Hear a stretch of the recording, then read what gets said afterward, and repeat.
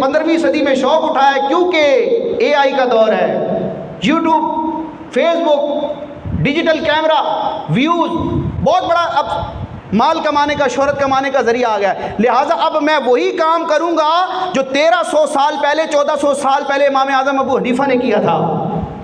پہیہ ایجاد ہو گیا ہے، دوبارہ پہیہ ایجاد نہ کرو، کرنے کا کام کرو، جو تمہارا کام ہے وہ کرو، جو اکابرین نے کر دیا ہے اس طرف آنے کی کوشش نہ کرو، کرو گے بھی تو قوم تمہیں ریجیکٹ کر دے گی،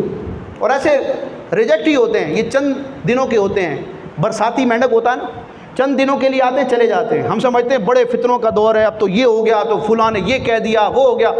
آپ 14 صدیوں کی تاریخ دیکھیں، 14 صدیوں میں ہر دور میں، مولا علی کے دور سے ہی فتنے اٹھنا شروع ہو گئے تھے، خارجیوں کا، اور مختلف قسم کے جراثیم تھے، معتزلہ، مرجیہ، طرح طرح کے جراثیم تھے۔ انہوں نے چیلنج کیا اس وقت کے اکابرین کو، قرآن کو، حدیث کو، اس وقت بھی انہوں نے کہا تھا۔ ایسے بھی دور آیا اس امت میں، بظاہر ایسے افراد بھی آئے جنہوں نے مولا علی پر شرک کا فتویٰ لگایا تھا،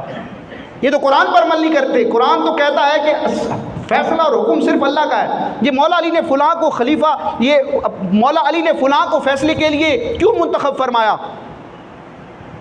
تو قرآن کی آیتیں پڑھ کر بھٹکنے والے اس دور میں بھی موجود تھے، مولا علی پر شرک کا فتویٰ لگانے والے، ان کو گمراہ کہنے والے بھی موجود تھے۔ تو یہ 14 صدیوں میں رہا ہے، لیکن دین چونکہ غالب تھا، دین غالب رہنے کے لیے آیا تھا، دین اسلام راج کرنے کے لیے آیا تھا۔ 14 صدیوں کا تسلسل بتاتا ہے، ہمارا اسلامک لٹریچر بتاتا ہے کہ جس دور میں جو فتنہ آیا، علماء نے تحقیقات شرعیہ کر کے، قرآن و حدیث کے دلائل قائم کر کے اتنے بڑے پہاڑوں کا انبار لگایا کہ وہ فتنے اپنی موت آپ مر گئے۔